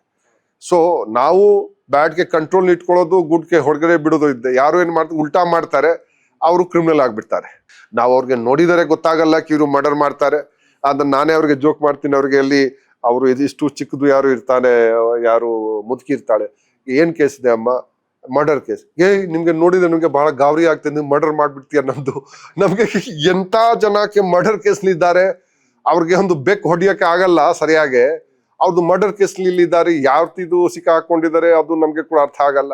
ಮತ್ತೆ ಈವನ್ ಮೇಲಲ್ಲಿ ನೋಡಿದ್ದಾನೆ ಬಹಳಷ್ಟು ಫಿಸಿಕಲಿ ವೀಕ್ ಪರ್ಸನ್ಸ್, ಅವರೆಲ್ಲ ಮರ್ಡರ್ ಕೇಸ್ಲಿ ಅವರೆಲ್ಲ ಕನ್ವಿಕ್ಟ್ ಆಗಿದ್ದಾರೆ. ಸೊ ಮೇ ಬಿ ನಮ್ಗೆ ಗೊತ್ತಿಲ್ಲ, ಅವರು ಅವ್ರ ಜೊತೆಗೆ ಇರ್ತಾರೆ ಆ ಗುಂಪಿನಲ್ಲಿ, ಯಾವ ಗುಂಪು ಮರ್ಡರ್ ಮಾಡಿದ್ದಾರೆ ಅವರು ಅಲ್ಲಿ ಮಾತ್ರ ಅವ್ರದ್ದು ಫಿಸಿಕಲ್ ಪ್ರೆಸೆನ್ಸ್ ಆಗಿದ್ದ ಕಾರಣ ಬಹುಶಃ, ಅಥವಾ ಒಂದೆರಡು ಅವರು ಪೆಟ್ಟು ಕೊಟ್ಟಿರ್ತಾರೆ, ಅದರ ಸಲುವಾಗಿ 10 ವರ್ಷ 15 ವರ್ಷ ಸ್ವಲ್ಪ ಅವರು ಬಿದ್ದಿದ್ದಾರೆ. ನನಗೆ ಇವತ್ತು ನನಗೆ ಜೈಲಿನ ಒಂದು ಕಲ್ಪನೆ ಬೇರೆ ರೀತಿಯಲ್ಲಿ ಬಂತು. ಅಂದ್ರೆ ನಾವ್ ಇಲ್ಲಿವರೆಗೆ ಜೈಲು ಅಂದಾಗ ಬೇರೆ ರೀತಿ ಯೋಚನೆ ಮಾಡ್ತೀವಿ, ಬಟ್ ಸುಧಾರಣಾ ಸೇವೆ ಅದಕ್ಕೆ ತಕ್ಕ ಹಾಗೆ ಅಂದ್ರೆ ಆಕಸ್ಮಿಕವಾಗಿ ಕೋಪಕ್ಕೆ ಬುದ್ಧಿ ಕೊಟ್ಟು ಏನೋ ಒಳಗಡೆ ಬಂದಿರ್ತಾರೆ. ಅವ್ರ ಬದುಕು ನರಕ ಆಗೋ ಬದಲು ಅವರ ಭವಿಷ್ಯಕ್ಕೊಂದು ಭರವಸೆ ಸಿಕ್ಕಂಗೆ ಆಗ್ತಾ ಇದೆ ನಿಮ್ಮೆಲ್ಲ ಪ್ರೋಗ್ರಾಮ್ಗಳಿಂದ. ಜೊತೆಗೆ ಸರ್, ನಾನು ಹಿಂದೆ ಒಬ್ಬ ಪೊಲೀಸ್ ಅಧಿಕಾರಿ ಒಬ್ಬರನ್ನ ಮಾತನಾಡಿಸಿದಾಗ ಅವ್ರು ಹೇಳ್ತಾ ಇದ್ರು, ನಾನು ಯಾವುದೋ ಒಂದು ಕಡೆಗೆ ನನಗೆ ಪೋಸ್ಟಿಂಗ್ ಆಗಿತ್ತು, ನನಗಲ್ಲಿ ಹೋಗುವಂತ ಸಂದರ್ಭದಲ್ಲಿ ನನ್ನ ಸಿಬ್ಬಂದಿ ಅಥವಾ ನನ್ನ ಕೆಳಗಡೆ ಕೆಲಸ ಮಾಡ್ಬೇಕಾದವ್ರೆ ನನ್ನ ವಿರುದ್ಧ ಪಿತೂರಿ ಮಾಡೋಕೆ ಶುರು ಮಾಡ್ಕೊಂಡ್ಬಿಟ್ರು. ಅವ್ರು ಬಂದ್ಬಿಟ್ರೆ ನಮಗಿಲ್ಲಿ ಏನೋ ಮಾಡೋಕ್ಕಾಗಲ್ಲ ಅನ್ನೋ ರೀತಿ ಅವ್ರಿಗೆ ಆತಂಕ ಶುರುವಾಗ್ಬಿಡ್ತು. ಆ ಕಾರಣಕ್ಕೆ ನನ್ನ ವಿರುದ್ಧನೇ ಏನೋ ಸಂಚು ಅಂಥದ್ದೆಲ್ಲವೂ ಆಯ್ತು ಅಂತ ಹೇಳಿ. ನಿಮ್ದೀಗ ಇನ್ನೂ ನೀವು ಹೇಳ್ತಾ ಇದ್ರೆ ಹನಿಮೂನ್ ಪೀರಿಯಡ್ ಈಗ ತಾನೇ ಮುಗ್ದಿದೆ. ಇಷ್ಟು ದಿನಗಳ ನಿಮ್ಮ ಅನುಭವ, ಅಂದ್ರೆ ನಿಮ್ಮ ಸಿಬ್ಬಂದಿ ಸಾಥ್ ಕೊಟ್ಟಿರ್ಬೋದು ಅಥವಾ ಓವರಾಲ್ ನಿಮ್ಮ ಇಲಾಖೆಯಲ್ಲಿ ಇರುವಂತವ್ರು ನಿಮಗೆ ಚೆನ್ನಾಗಿ ಬೆಂಬಲಕ್ಕೆ ನಿಂತಿದ್ದಾರಾ, ಹೇಗೆ ಸರ್ ಇದು? ಅಧಿಕಾರಿಗಳು ಏನಿದ್ದಾರೆ ಹೆಚ್ಚೆಚ್ಚಾಗಿ ನಾವು ಹೇಳ್ಬೋದು, ಎಲ್ಲರೂ ಸಾಥ್ ಕೊಡ್ತಾ ಇದ್ದಾರೆ, ನಾವು ಹೇಳಕ್ಕೆ ಬಹುಶಃ ಆಗಲ್ಲ. ಆದ್ರೆ ಹೆಚ್ಚೆಚ್ಚಾಗಿ ಅಧಿಕಾರಿಗಳು ಇದ್ದಾರೆ, ಹಿರಿಯ ಸೀನಿಯರ್ ಆಫೀಸರ್ಸ್ ನಾವು ಹೇಳ್ಬೋದು. ಅವರು ನಾವೊಂದು ಟೀಮ್ ಹಾಗೆ ನಾವಿದ್ದೀವಿ. ನಾವು ನೋಡಿ ಯಾವ್ದು ಕೆಲಸ ಒಂಟಿಯಾಗಿ ಯಾರಿಗೆ ಮಾಡಕ್ಕೆ ಆಗಲ್ಲ. ಆದ್ರೆ ನಾನು ನಿಮ್ಗೆ ಮೊದಲೇ ಹೇಳಿದ್ದೆ, ಕೆಲವು ಜನ ಇದ್ದಾರೆ ಆ ಒಂದು ಮನೋಭಾವನೆಯಲ್ಲಿ ಇದ್ದಾರೆ, ಎಷ್ಟು ದಿವಸ ಇರ್ತಾರೆ, ಆಯ್ತು ಏನಾದ್ರೂ ಮಾಡ್ಕೊಂಡು ನೋಡೋಣ, ದಾಟ್ ಹೋಗೋಣ, ಸುಮ್ಮನೆ ಏನಾದ್ರೂ ನೋಡಿ ಅವ್ರ ಇದು ಕಣ್ಣಕ್ಕೆ ಬೀಳಬಾರ್ದು, ನಾವು ಏನಿದೆ ನಡೆಸ್ಕೊಂಡು ಹೋಗೋಣ, ಯಾವತ್ತಿ ನಮ್ದು ಮೊದಲಿನ ಸ್ಟೈಲ್ ಇದೆ, ನಮ್ದು ಸಿಸ್ಟಮ್ ಇದೆ, ಅದೇ ನಡೆಸ್ಕೊಂಡು ಹೋಗೋಣ. ಈ ರೀತಿ ಕೆಲವು ಜನ ನಮ್ಮ ಪ್ರಕಾರ 20% ಜನದು ಆ ರೀತಿ ಇನ್ನೂ ಮನೋಭಾವನೆ ಇದೆ. ಆ 20% ಕೂಡ ನಮ್ಮ ಪ್ರಕಾರ 5%ಗೆ ತರಬೇಕು, ಅದು ನಮ್ದು ಗುರಿ ಇದೆ. 100% ಮಾಡಕ್ಕೆ ಆಗಲ್ಲ, ಅದು ಹೇಳ್ತಾ ಇದ್ದೀನಿ. ಕೆಲವು ಜನ ಅದು ಒಂದು ಕ್ರಿಕೆಟ್ ಬೆಟ್ಟಿಂಗ್ ನಲ್ಲಿ ನಾನು ಇದ್ದೆ 2007 ನಲ್ಲಿ ನಾನು ಕೇಸ್ ಮಾಡಿದ್ದೆ. ಬಿಷ್ಣು ಸಾಹ್ನಿ ಹೇಳ್ಬಿಟ್ಟು ಇದ್ದ, ಬಾಂಬೆನವನು. ಅವನು ಮಗಳು ದೊಡ್ಡ ಮಾಡೆಲ್ ಇದ್ರು, ಅವನು ಒಳ್ಳೆ ಮನೆ ತಂದವನು. ಆದ್ರೆ ಅವನಿಗೆ ಬೆಟ್ಟಿಂಗ್ ಚಟ ಇತ್ತು. ಅವನಿಗೆ ಜೈಲಿನಲ್ಲಿ ಅವನು ಲಾಕಪ್ಲಿ ಹಾಕಿದ್ದಾನೆ ಬಸವನಗುಡಿ. ನಾನು ಸಾಯಂಕಾಲ ಸುಮ್ಮನೆ ನೋಡಕ್ಕೆ ಅವನು ಹೇಳ್ತಾನೆ, ಸರ್ 100 ರೂಪಾಯಿ ಮುझे दिन थोड़ा ಬೆಟ್ಟಿಂಗ್ खेलना है. ಲಾಕಪ್ ನಲ್ಲಿ ಕೂತ್ಕೊಂಡು ಅವನಿಗೆ ಇಷ್ಟು ಚಟ ಇತ್ತು ಅವನು ಲಾಕಪ್ ನಲ್ಲಿ ಕೂಡ ಚಟ ಹೋಗಿಲ್ಲ. ಅದೇ ರೀತಿ ಇಲ್ಲಿ ಕೂಡ ಕೆಲವು ಜನ ಇರಬಹುದು, ಅವ್ರಿಗೆ ಏನಾದ್ರೂ ಮಾಡಿದ್ರು ಕೂಡ ನೀವು ಅವ್ರಿಗೆ ಜೈಲ್ ಹಾಕಿ, ನೀವು ಅವ್ರಿಗೆ ಸಸ್ಪೆಂಡ್ ಮಾಡಿ, ನೀವು ಅವ್ರಿಗೆ ಡಿಸ್ಮಿಸ್ ಮಾಡಿ, ಅದು ಅವ್ರದ್ದು ಚಟ ಏನಿದೆ ಅದು ಹೋಗೋದಿಲ್ಲ. ಓಕೆ, ನೀವೀಗ ಬೆಟ್ಟಿಂಗ್ ವಿಚಾರ ಪ್ರಸ್ತಾಪ ಮಾಡೋದು ನಂಗೆ ನೆನಪಾಯ್ತು. ನೀವು ಮುಂಚೆ CCB ಇದ್ರಿ, ಸಾಕಷ್ಟು ರೌಡಿಗಳ ನಡು ಮುರಿಯುವಂತ ಕೆಲಸವನ್ನ ಮಾಡಿದ್ರಿ. ನೀವೇ ಜೈಲಿಗೆ ತಳ್ಳಿದಂಥವ್ರು ಈಗ ಸಿಕ್ಕಾಗ, ಅಂದ್ರೆ ಯಾರಾದ್ರೂ ಪರಿವರ್ತನೆ ಆಗಿದ್ದು ಆತರ ಏನಾದ್ರು ನೋಡಿದ್ರ ನೀವು? ಈಗ ಯಾರು ಸಿಗ್ತಾರೆ ಈಗ ಹೋದಾಗ? ಎಲ್ಲರೂ ಸಿಗ್ತಾರೆ. ನಮ್ಗೆ ನಕ್ಸಲ್ ನಲ್ಲಿ ಮುಂಡ್ಗಾರ್ ಲತಾ ಅವ್ರ ಮನೆಗೆ ನಾನು ಎಷ್ಟು ಸರ್ತಿ ಹೋಗಿದ್ದೇನೆ. ಅವ್ರಿಗೆ ಹೇಳ್ದೆ, ನಾನ್ ನಿಮ್ ಮನೆಗೆ ಎಷ್ಟು ಸರ್ತಿ ಹೋಗಿದ್, ನಮ್ಗೆ ಎಷ್ಟು ನೀವು ಕೈ ಕೊಟ್ಬಿಟ್ಟಿದ್ರಿ, ಕೈ ಕೊಟ್ಬಿಟ್ಟು ಅವರು ಕಾಡ್ನಲ್ಲಿ ಓಡಾಡ್ತಿದ್ರು. ನಮ್ಮೂರ್ ಭಾಗದವ್ರೆ ಅವರು. ಮುಂಡ್ಗಾರ್ ಅಲ್ಲಿ ಈ ಶೃಂಗೇರಿ ತಾಲೂಕು ಮುಂಡ್ಗಾರ್. ನಂದು ಆಗುಂಬೆ. ಓಕೆ, ಆಗ ಸ್ವಲ್ಪ ಜಸ್ಟ್ ಮುಂದೆ. ಸೊ ನಾನು ಅವ್ರ ಮನೆಗೆ 2-3 ಸರ್ತಿ ಹೋಗಿದ್ದೆ. ಮತ್ತೆ ನಾನು ಮನೆಯಲ್ಲಿ ಅವ್ರದ್ದು ಚಿಕ್ಕ ಹುಡುಗ ಮಗು ಇದ್ದ, ಅವನಿಗೆ ನಾನು ಚಾಕ್ಲೇಟ್ ಕೊಟ್ಟು ಕರ್ತಿಗೆ ಅಕ್ಕ ಬಂದಿದ್ರು ಏನು, ಯಾಕಂದ್ರೆ ನಮ್ಗೆ ಬೇರೆನವ್ರು ಸುಳ್ಳು ಹೇಳ್ತಾರೆ, ಇವನು ಅಟ್ಲಿ ನಿಜ ಹೇಳ್ತಾನೆ. ಸೊ ನಮ್ಗೆ ಅವಳು ಸಿಗ್ತಾರೆ, ರವಿ ಪೂಜಾರಿ ನಿನ್ನೆ ಕೂಡ ಸಿಕ್ಕಿದ್ರು. ಸರ್ ಬಾಂಬೆ ಮತ್ತೆ ನನಗೆ ಏನು ಅಲ್ಲೇ ಏನು ಬಾಂಬೆ ಓಡಾಡಿದ್ಯಾ ಇದು ಅದೆಲ್ಲ ಕಥೆಗಳು. ಸೊ ಬಹಳ ಜನ ಇದ್ದಾರೆ, ಬಹಳ ಜನ ಯಾರಿಗೆ ನಾನು ಹಿಂದೆ ಟ್ಯಾಕಲ್ ಮಾಡಿದ್ದೇನೆ, ಬಹಳ ಹ್ಯಾಂಡಲ್ ಮಾಡಿದ್ದೇನೆ. ಅಲ್ಲೇ ನಿಮ್ದು ಈ ಇಲ್ಲಿ ನಮ್ಮ ಬೆಲ್ಲಾರೆ ಕೇಸ್ನಲ್ಲಿ ಪ್ರವೀಣ್ ನೆಟ್ಟಾರ್ದು ಆ ಮರ್ಡರ್ ಕೇಸ್ನಲ್ಲಿ, ಮತ್ತೆ ಫಾಜಿಲ್ ಮರ್ಡರ್ ಕೇಸ್ದು ಆರೋಪಿಗಳು, ಮತ್ತೆ ಬೇರೆ ಬೇರೆ ಈ ರೀತಿ ಕೇಸ್ನಲ್ಲಿ ಏನು ಇಂಪಾರ್ಟೆಂಟ್ ಕೇಸ್ನಲ್ಲಿ Indian institute of science case blast ನಲ್ಲಿ ಇರೋರು. ಈಗ ಒಂದು ಹೆಣ್ಮಕ್ಳದ್ದು ಮರ್ಡರ್ ಇಲ್ಲಿ ಹುಲಿಮಾವದಲ್ಲಿ ಮಾಡಿದ್ರು, ಯಾವ ಗುಪ್ತಾ, ಇಲ್ಲಿ ಬಹಳಷ್ಟು ಜನ ಈಗ ಜೈಲ್ನಲ್ಲಿ ಇದ್ದಾರೆ. ಫಸ್ಟ್ ಇದು ಪ್ರತಿಭಾ ಶ್ರೀಕಾಂತ್ ಮೂರ್ತಿದು ಕೇಸ್ನಲ್ಲಿ ಶಿವಕುಮಾರ್ ಹೇಳ್ಬಿಟ್ಟು ಒಬ್ಬ ಆರೋಪಿ 2005 ಡಿಸೆಂಬರ್ನಲ್ಲಿ ಅವ್ರದ್ದು HP ಸಾಫ್ಟ್ವೇರ್ ಕಂಪ್ನಿಲಿ ಕೆಲಸ ಮಾಡಿದ ಶಿವಕುಮಾರ್, ಅವನು ಇಲ್ಲಿ ಜೈಲ್ನಲ್ಲಿ ಇದ್ದಾನೆ. ಸೊ ನಮ್ಮ ಪ್ರಕಾರ ಬಹಳ ಜನ, ಅದು ಬನಂಜೆ ರಾಜ ಅಲ್ಲಿ ಸಿಕ್ಕಿದ್ದ. ಯಾವ್ಯಾವ ಜೈಲ್ಗೆ ಹೋಗ್ತೇವೆ ಅಲ್ಲಿ, ಬಾಂಬೆ ಸಲೀಮಲ್ಲಿ, ಬಳ್ಳಾರಿ ಜೈಲ್ನಲ್ಲಿ ಸಿಕ್ಕಿದ್ದ. ಸೊ ಸಿಕ್ಕಾಪಟ್ಟ ಜನ ಸಿಗ್ತಾ ಇರ್ತಾರೆ. ಸೊ ಆದ್ರೆ ಬಹಳ ಜನಕ್ಕೆ ನಾನೇ ಅವ್ರಿಗೆ ನಾನು ಗುರುತಿಸ್ತೀನಿ, ಅವ್ರಿಗೆ ನಾನು ಹೇಳಲ್ಲ. ಅದು ಯಾಕಂದ್ರೆ ಅವರು ಮತ್ತೆ ಸುಮ್ಮನೆ ಅಡ್ವಾಂಟೇಜ್ ತಗೊಳ್ಳಿಕ್ಕೆ ನೋಡ್ತಾರೆ, ಬಹಳ ಆತ್ಮೀಯವಾಗಿ ಮಾತಾಡ್ತಾರೆ. ಅಲ್ಲ, ಅವರು ಒಳ್ಳೆ ಇದ್ರೆ ಮೀನ್ಸ್ ನೋಡಿ ಅಲ್ಲಿ ಎಲ್ಲ ಸಜಾ ಇದು ಮಾಡ್ಕೊಳಕ್ಕೆ. ಆದ್ರೆ ಅಲ್ಲಿ ಅವ್ರದ್ದು ವರ್ತನೆ ಒಳ್ಳೆ ಇದ್ರೆ ನಾನು ಮಾತಾಡ್ತೀನಿ. ನಾನು ನಮ್ಮ ಸ್ಟಾಫ್ ಕೇಳ್ತೀನಿ, ಯಾರು ಸ್ವಲ್ಪ ಇಲ್ಲಿ ಗಲಾಟೆ ಮಾಡ್ತಾರೆ, ಯಾರು ತರಲೆ ಮಾಡ್ತಾರೆ, ಯಾರು ಒಳ್ಳೆ ರೀತಿಯಿಂದ ಇದ್ದಾರೆ. ಅವ್ರು ಹೇಳ್ತಾರೆ ಕೆಲವೊಂದು ಸರ್ ಇಲ್ಲ ಸರ್, ಅವನು ಬಹಳ ಇದು ಆಗ್ಬಿಟ್ಟಿದ್ದಾನೆ, ಎಲ್ಲ ಕೆಲಸ ಇದು ಮಾಡ್ತಾನೆ, ಎಲ್ಲ ಸೈಲೆಂಟ್ ಇದ್ದಾನೆ. ಮತ್ತೆ ಆ ರೀತಿ ಜನ ಸಿಕ್ಕರೆ ನಾನು ಮಾತಾಡ್ತೀನಿ, ಏನ್ ಸಮಾಚಾರ, ಏನಾಗಿದೆ, ಯಾಕೆ ಇದು ಆಯ್ತು. ಬಹಳ ಜನ ಕೇಳಿದ್ದೆ, ಬಹಳ ಜನ ಸ್ಟೋರಿ ಕೇಳಿದ್ದೇನೆ ನಾನು. ನೂರಾರು ಸ್ಟೋರಿ ನಮ್ಗೆ ಇದೆ, ಅವರು ಯಾಕೆ ಮರ್ಡರ್ ಮಾಡಿದ್ದಾರೆ ಅಥವಾ ಯಾಕೆ ಆಫೆನ್ಸ್ ಮಾಡಿದ್ದಾರೆ. ನಮ್ಗೆ ಬೇರೆ ಬೇರೆ ಜನ, ಯಾಕೆ ನಾನು ಆಸ್ ಪೊಲೀಸ್ ಆಫೀಸರ್ ಹೋದ್ರೂ ಕೂಡ ಬಹಳ ಆತ್ಮೀಯವಾಗಿ ಅವರಿಗೆ ಒಂದು ಮಾನವೀಯತೆಯಿಂದ ಮಾತಾಡ್ತೀನಿ.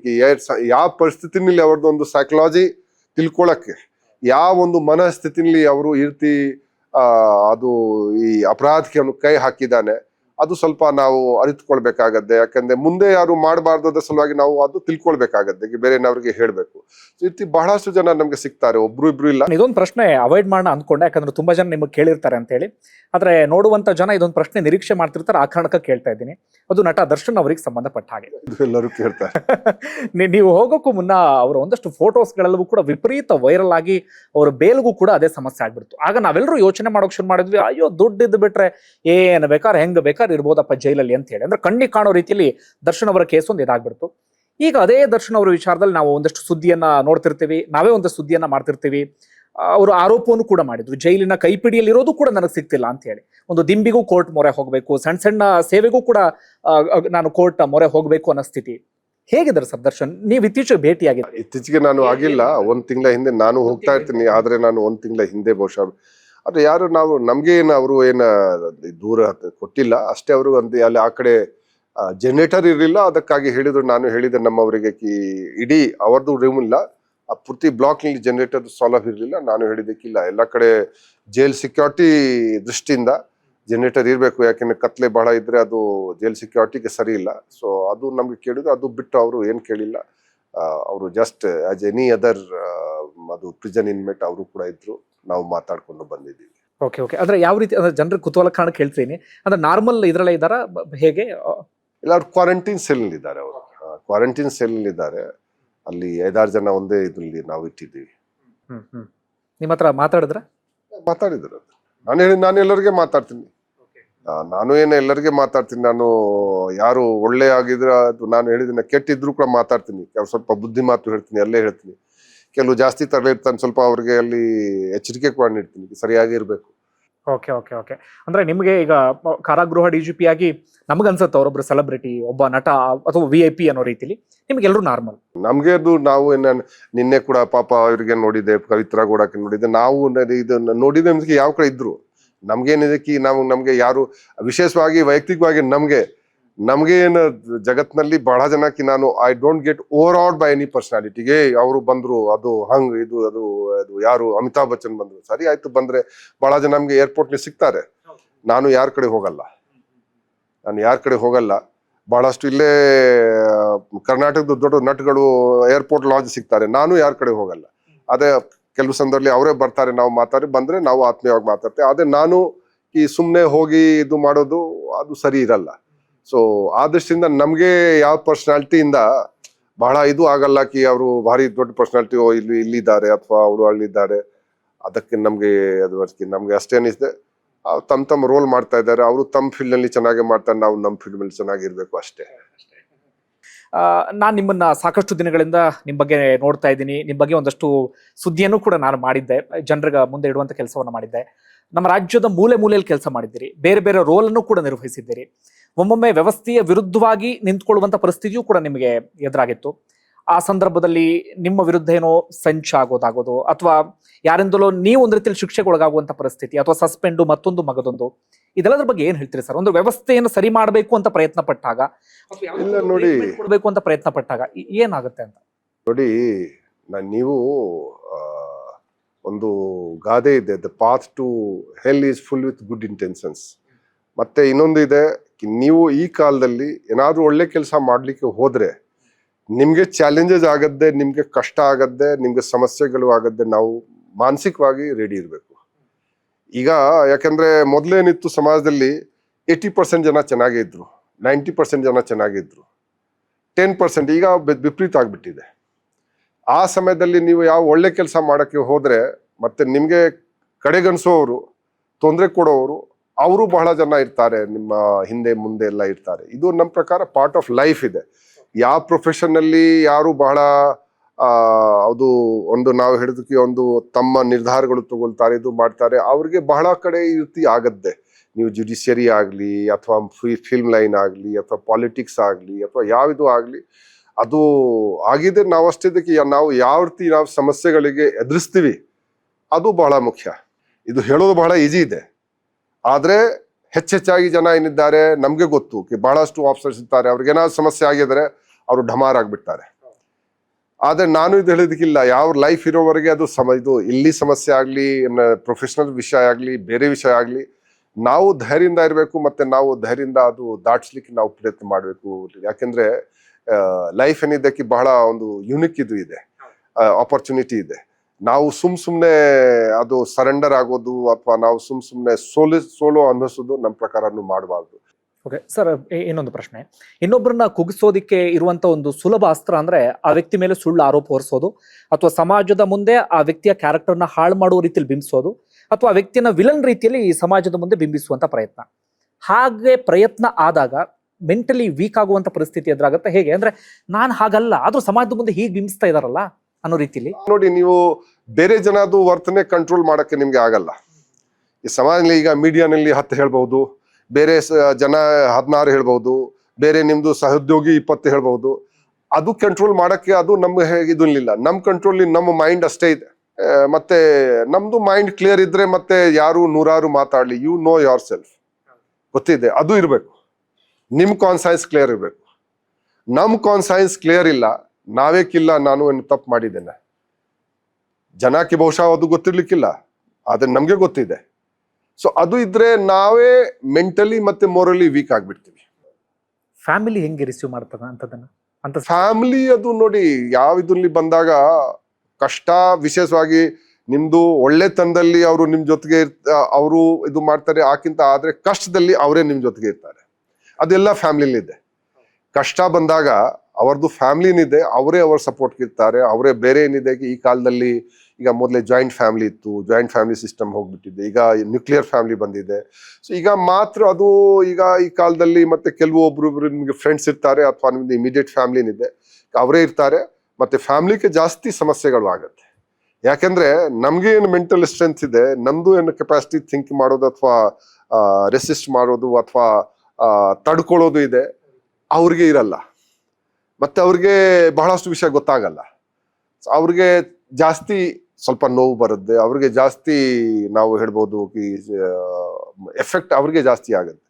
ನಮ್ಗೆ ಗೊತ್ತು ಏನ್ ಇದೆ, ಆದ್ರೆ ಅವ್ರಿಗೆ ಸ್ವಲ್ಪ ಅವ್ರಿಗೆ ಅಷ್ಟು ಅರಿವು ಇರಲ್ಲ. ನಾವು ಕೂಡ ಅವ್ರಿಗೆ ಎಲ್ಲ ಹೇಳಲ್ಲ, ಯಾಕಂದ್ರೆ ನಮ್ಗೆ ಇದಕ್ಕೆ ಅವ್ರಿಗೆಲ್ಲ ಹೇಳಿದ್ರೆ ಅವ್ರಿಗೆ ಭಯ ಬರುತ್ತೆ, ಇಂತೂ ಜಾಸ್ತಿ ಭಯ ಬರುತ್ತೆ. ಮತ್ತೆ ಅವ್ರಿಗೆ ಏನಾಗತ್ತೆ ಅದು ಯಾವ ಫ್ಯಾಮಿಲಿ ರೀತಿ ಆಗಿದ್ದೆ ಫ್ಯಾಮಿಲಿ ಅವರು ಯಾರು ಏನಾದ್ರು ಸಫರ್ ಆಗಿದ್ರೆ ಅವ್ರದ್ದು ಫ್ಯಾಮಿಲಿ ಜಾಸ್ತಿ. ಹೌದು ಹೌದು ಸರ್. ಅಲೋಕ್ ಕುಮಾರ್ ಸರ್ ಅಂದಾಗ ನಮಗೆ ದಕ್ಷ, ಖಡಕ್ ಅದೆಲ್ಲವೂ ಕೂಡ ಇದಾಗುತ್ತೆ. ಆದ್ರೆ ಅದ್ರ ನಡುವೆ ಯಾವ್ದಾದ್ರು ತುಂಬಾ ಲೋಯೆಸ್ಟ್ ಮೂಮೆಂಟ್ ಅಥವಾ ತುಂಬಾ ಸಂಕಟ ಆಗಿದ್ದು, ಯಾವ ತರ ಕಣ್ಣೀರ್ ಹಾಕಿದ್ದು ಅಂತದ್ ಏನಾದ್ರು ಎದುರಾಗಿತ್ತು ಸರ್ ನಿಮ್ ಲೈಫಲ್ಲೂ? ನಿಮ್ ತಂದೆ ತಾಯಿ ಸಾಯ್ತಾರೆ, ಯಾರು ನಾವು ಹೋಗ್ತೀವಿ ಅಲ್ಲಿ ನೋಡ್ಕೊಂಡು, ಮತ್ತೆ ಹಾಗೆ ತಂದೆ ಸತ್ತಿದ್ರೆ ಅಥವಾ ಯಾರು ಬಹಳಷ್ಟು ಸಾವು ಆಗತ್ತೆ, ಬೇರೆ ಬೇರೆ ಸಂಗತಿ ಆಗತ್ತೆ, ಆರ್ತಿ ಆಗತ್ತೆ. ನಾವು ultimately we are human being. ಬಹಳ ಸರ್ತಿ ಅದು ಆಗತ್ತೆ, ಅದು ಒಂದ್ ಸರ್ತಿ ಇಲ್ಲ, ಅದು ಬಹಳ ಸರ್ತಿ ಕಣ್ಣೀರು ಬರುತ್ತೆ. ಬಹಳಷ್ಟು ಇನ್ಸಿಡೆಂಟ್ಸ್ ಅಲ್ಲಿ ನೋಡ್ಕೊಂಡು ಎಲ್ಲ ಇದು ಆಗಿದೆ, ಹಂಗಾಗಿದೆ. ಈ ಫಸ್ಟ್ ನಮ್ಗೆ ಜ್ಞಾಪಕ ಇದಕ್ಕೆ, ನಾನು DCP ಇದೆ, ನಮ್ಮ ತಂದೆ 2007 ತೀರ್ ಹೋಗಿದ್ರು. ನಾವು ಇಲ್ಲಿಂದ ಹೋಗಿದ್ದೆ, ಅವ್ರಿಗೆ ತೀರ್ ಹೋಗಿದ್ದು ಅಷ್ಟೇ. ನಾನು ಟಚ್ ಮಾಡಿದಂತ ಅಷ್ಟೇ, ಜಾಸ್ತಿನಿಲ್ಲ. ಅದು ಕಣ್ಣಿಂದ ನೀರು ಬರ್ಬಿತ್ತು, ಅವರು ಇಲ್ಲ, ಅವ್ರಿಗೆ ಟಚ್ ಮಾಡ್ಕೊಂಡು ಜಸ್ಟ್ ಟಚ್ ಮಾಡಿದೆ. ಆರ್ತಿ ಬಹಳಷ್ಟು ವಿಷಯ, ಅದು ಸಂದರ್ಭಗಳು ಇರ್ತದೆ. ಅದು ಒಂದ್ಸರ್ತಿ ನಾವು ಖಡಕ್ ಇದ್ರೆ ಅದು ಎಲ್ಲ ಇರಲ್ಲ, ಆರ್ತಿ ಇಲ್ವೇ ಇಲ್ಲ, ಜನಕ್ಕೆ ಹೊರಗಡೆ ಅನ್ನಿಸ್ದೆ. ಬಟ್ ಅಲ್ಟಿಮೇಟ್ಲಿ ನಾವು ಎಲ್ಲರೂ ಮನುಷ್ಯನೇ. ಅದು ನಾವು ಕೂಡ ಅದು ಎಲ್ಲ ಬರುತ್ತದೆ, ನಮ್ಗೆ ಕೂಡ ದುಃಖ ಬರುತ್ತೆ, ಎಲ್ಲ ಬರುತ್ತೆ, ಮತ್ತೆ ಇದ್ದೇ ಇರ್ತದೆ. ಅದು ಏನ ಯುನಿಕ್ ಆಪರ್ಚುನಿಟಿ ಮಾತ್ರ, ಒಂದು ಇನ್ಸಿಡೆಂಟ್ ಇಲ್ಲ, ಅದು ಬಹಳ ಸರ್ತಿ ಅದು ಆರ್ತಿ ಆಗುತ್ತೆ. ಸರ್, ಈಗ ಕೊನೆ ಮೂಮೆಂಟಿಗೆ ಬರ್ತೀನಿ. ಯಾವತ್ತಾದ್ರೂ ಒಂದಷ್ಟು ಈ ಸುಳ್ಳು ಆರೋಪಗಳು ಅಥವಾ ಇನ್ನೊಂದೇನೋ ಈ ತರ ಎಲ್ಲ ಬಂದ ಸಂದರ್ಭ ಯಾವತ್ತಾದ್ರೂ ಅನ್ಸಿದ್ಯಾ, ನನಗೆ ಯಾಕೆ ಬೇಕು ಈ ಸಮಾಜದ ಉಸಾಬರಿ, ಎಲ್ಲರ ರೀತಿಲಿ ನಾನು ಇದ್ ಬಿಡೋಣ, ಯಾಕೆ ಈ ಸಮಾಜನೇನೋ ಬದಲಾಯಿಸಬೇಕು, ಟ್ರೀಟ್ಮೆಂಟ್ ಕೊಡ್ಬೇಕಂತ ನಾನು ಯಾಕೆ ಕೊಡ್ಬೇಕು ಅಂತ ಅನ್ಸಿದ್ಯಾ ಯಾವತ್ತಾದ್ರೂ? ಇಲ್ಲ, ನಾನು ಮೊದಲೇ ಹೇಳಿದ್ದೆ ನಾನು ಬಹಳ ಈಜಿಲಿ ಸರೆಂಡರ್ ನಾನು ಮಾಡಲ್ಲ. ಅದು ಕಾರಣ ಕೂಡ ಹೇಳಿದ್ದೆ. ನಾನು ಒಂದಕ್ಕೆ, ನಾನು ಪಾರ್ಟ್ ಆಫ್ ದ ಕ್ರೌಡ್ ನಾನು ಆಗ್ಲಿಕ್ಕೆ ನಾನು ರೆಡಿ ಇಲ್ಲ.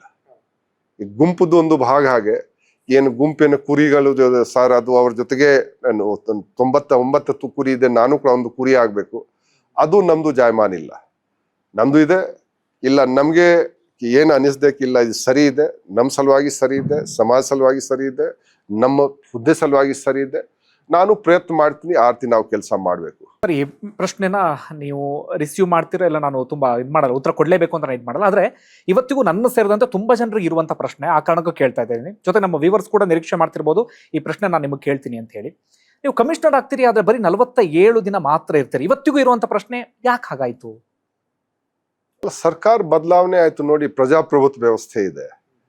ಪ್ರಜಾಪ್ರಭುತ್ವ ವ್ಯವಸ್ಥೆನಲ್ಲಿ ಆ ಟೈಮ್ ಮಾಡಿದರೆ, ಅವ್ರದ್ದು ಒಂದು ಯೋಚನೆ ಇತ್ತು, ಅವ್ರದ್ದು ಒಂದು ತಮ್ಮ ಐಡಿಯಾ ಇತ್ತು.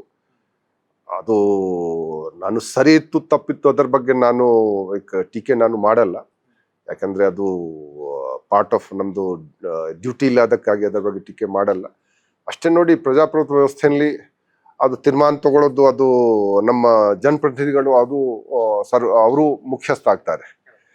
ಅವ್ರದ್ದೊಂದು ಬೇರೆ ಬೇರೆ ಇರ್ತದೆ, ಥಿಂಕಿಂಗ್ ಇರುತ್ತೆ, ಬೇರೆ ಬೇರೆ ಯೋಚನೆ ಇರುತ್ತೆ. ಮೇ ಬಿ ಅವ್ರದ್ದು ಯೋಚನೆಗೆ, ರೂಲ್ಸ್ಗೆ, ರೆಗ್ಯುಲೇಷನ್ಸ್ಗೆ ಕೆಲವು ಸಂದರ್ಭದಲ್ಲಿ ವ್ಯತ್ಯಾಸ ಆಗ್ಬಹುದು.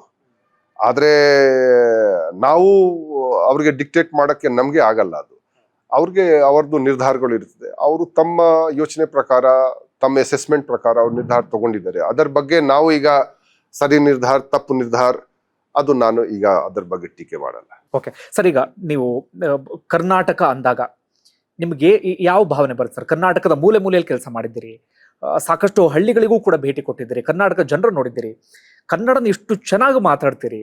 ಕರ್ನಾಟಕ ಅಂದಾಗ ನಿಮಗೆ ಏನ್ ನೆನಪಾಗತ್ತೆ, ಏನ್ ಹೇಳಕ್ ಬಯಸ್ತೀರಿ ಕರ್ನಾಟಕ ಜನರಿಗೆ? ಅಲ್ಲ, ಬಹಳ ಒಳ್ಳೆ ರಾಜ್ಯ ಇದೆ ಇದು. ಆದ್ರೆ ನಮ್ಗೆ ಒಂದು ಏನ್ ಅನಿಸ್ತೆ, ಜನ ಸ್ವಲ್ಪ ನಾವು ಎಲ್ಲ ಅಂಬಿಷಸ್ ಆಗ್ಬೇಕು. ಇನ್ನು ಈ ಆಂಧ್ರ ಪ್ರದೇಶ, ತಮಿಳ್ನಾಡು ಮತ್ತೆ ಕೇರಳಕ್ಕೆ ನಾವು ಹೋಲಿಸಿದರೆ ನಮ್ಮ ಜನ ಸ್ವಲ್ಪ ಇದು ಕಾಂಪ್ಲಸೆಂಟ್ ನಾವಿದ್ದೀವಿ, ಗೊತ್ತಾಯ್ತಾ? ನಮ್ಗೆ ಬಹಳ ಹೋರಾಟ ಮಾಡೋದು, ಬಹಳ ಇದು ಮಾಡೋದು, ಕಷ್ಟಪಡಿಸೋದು, ಅದು ಒಂದು ಮನೋಭಾವನೆ ಇಲ್ಲ. ಇದು ಮಾತ್ರ ಕೋಸ್ಟಲ್ ಬೆಲ್ಟ್ ಬಿಟ್ಬಿಟ್ಟು. ಕೋಸ್ಟಲ್ ಬೆಲ್ಟ್ ನಲ್ಲಿ ಕೆಲವು ಜನ ಇದ್ದಾರೆ, ನಾನು ಸಮುದಾಯ ಹೆಸರು ಹೇಳಲ್ಲ, ಆದ್ರೆ ಅವರು ಸ್ವಲ್ಪ ಅವ್ರಿಗೆ ಔಟ್ ಗೋಯಿಂಗ್ ಇರ್ತಾರೆ. ಅವರು ದುಬೈ ಹೋಗ್ಬಿಡ್ತಾರೆ, ಅವರು ಬೇರೆ ಕಡೆ ಹೋಗ್ಬಿಡ್ತಾರೆ, ಬಾಂಬೆ ಹೋಗ್ಬಿಡ್ತಾರೆ. ಅದೇ ಅದರ್ವೈಸ್ ಏನಾಗುತ್ತೆ, ನಮ್ಮ ಕನ್ನಡಿಗರಿಗೆ ಏನಿದ್ದಾರೆ, ಅವರು ಕರ್ನಾಟಕದಲ್ಲಿ ಇರೋದು ಅವ್ರಿಗೆ ಬಹಳ ಇಷ್ಟ. ಇಲ್ಲಿ ಇದು ಇದೆ.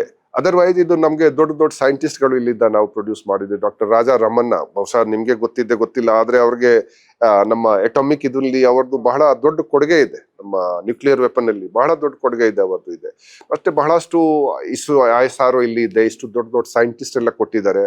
ಮತ್ತೆ ಈಗ ಬ್ಯಾಂಗ್ಳೂರ್ ಸಿಟಿ ಇದೆ. ಸೊ ಎಲ್ಲಾ ರೀತಿ ನಮ್ಗೆ ಅನಿಸ್ತಕ್ಕೆ ಒಂದು ಬಹಳ ಒಂದು ಮಾಡೆಲ್ ರಾಜ್ಯ ಹಾಗೆ ಕರ್ನಾಟಕ ಇದೆ. ಈಗ ಇನ್ನೂ ನಾವು ಚೆನ್ನಾಗಿ ನಾವು ಮಾಡ್ಬೋದು, ಇನ್ನೂ ಬಹಳ ಆಸ್ಪದ ಇದೆ, ಬಹಳ ಆಸ್ಪದ ಇದೆ ಇನ್ನು ನಾವು ಚೆನ್ನಾಗಿ, ನಾವು ಬೇರೆ ರಾಜ್ಯಕ್ಕೆ ಕಂಪೇರ್ ಮಾಡಿದ್ರೆ ಡೆಫಿನೆಟ್ಲಿ ನಾವು ಬಹಳ ಚೆನ್ನಾಗಿದ್ವಿ. ಆದ್ರೆ ಇನ್ನು ನಾವು ಇಲ್ಲಿ ಏನಿದೆ ನಾವು ರಾಜ್ಯಕ್ಕೆ ನಾವು ಮುಂದುವರಿಸಬಹುದು. ನಮ್ಗೆ ಇಲ್ಲಿ ಮಾಡಬೇಕು ಜನ, ನಾವು ಬಹಳ ಸೌಮ್ಯ ಸ್ವಭಾವದವರು ಇದ್ದಾರೆ. ಭಾಷೆ ಏನಿದೆ ಬಹಳ ಒಳ್ಳೆ ಭಾಷೆ ಇದೆ, ಕಲಿಯೋದು ಬಹಳ ಕಷ್ಟ ಇಲ್ಲ. ನಾವು ಸ್ವಲ್ಪ ಮನಸ್ಸು ಮಾಡಿದರೆ ಬಹಳ ನಮ್ಮ ಪ್ರಕಾರ ಈಸಿಯಾಗಿ ನಾವು ಕಲಿಬಹುದು ಈ ಭಾಷೆ ಏನಿದೆ. ಜನರಿಗೆ ಅನಿಸ್ಬೇಕು, ಓ ಇದು ಕನ್ನಡ ಭಾಷೆ, ಹಾಗೆ ಮಾತಾಡ್ಬೇಕು, ಇದು ಮಾತಾಡ್ಬೇಕು. ನಾವೀಗ ನೋಡಿದ್ವಿ ನಿನ್ನೆ ನಮ್ಮ ಅಂತಾರಾಷ್ಟ್ರೀಯ ಮಹಿಳಾ ದಿನಕ್ಕೆ ಇಬ್ರು ನೈಜೀರಿಯನ್ ಮಹಿಳೆ ನಾಡಗೀತೆ ಹಾಡ್ತಾ ಇದ್ದಾರೆ. ಇಬ್ರು ನೈಜೀರಿಯನ್ ಮಹಿಳೆ ಅವರು ನಾಡಗೀತೆ ಹಾಡ್ತಾ ಇದ್ದಾರೆ ಆ ದಿವಸ. ಓಕೆ ಸರ್, ಕೊನೆ ಪ್ರಶ್ನೆ. ನಿಮ್ಮ ಕನ್ನಡ ನೋಡಿದಾಗ ನಾವು ತುಂಬಾ ಅಧಿಕಾರಿಗಳು ನೋಡ್ತಿರ್ತೀವಿ, ಬುಕಿಶ್ ಕನ್ನಡ ಇರುತ್ತೆ. ಬಟ್ ನಿಮ್ದು ಆಡು ಭಾಷೆ ಅಂದ್ರೆ ನಾವು ಮಾತನಾಡೋ ರೀತಿಯಲ್ಲಿ ನಿಮ್ ಕನ್ನಡ ಇದೆ. ಯಾವ್ದಾದ್ರು ಒಂದು ಕನ್ನಡ ಪದ್ಯ ಅಥವಾ ಕನ್ನಡ ಹಾಡು ಯಾವ್ದಾದ್ರು ಹಾಡ್ಬೋದಾ?